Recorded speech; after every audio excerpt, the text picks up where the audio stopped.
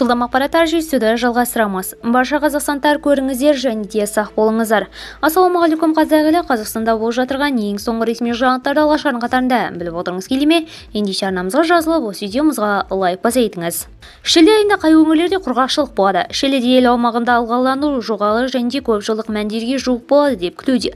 Алайда атмосфера құрғақшылықтың басталу қаупі аймақтардың ауданы ұлғайып жатыр.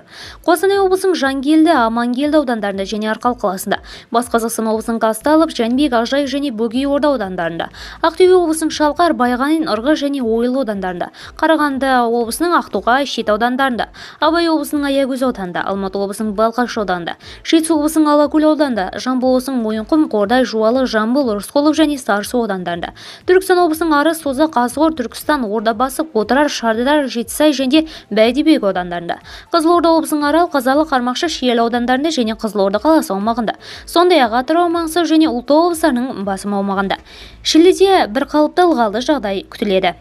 Видеомыз кеңінен таралу үшін лайк баса кетуді ұмытпаңыз. Аптаның соңғы жаңалықтарын алғашқыдан біліңіз келсе, бізге қосылыңыз.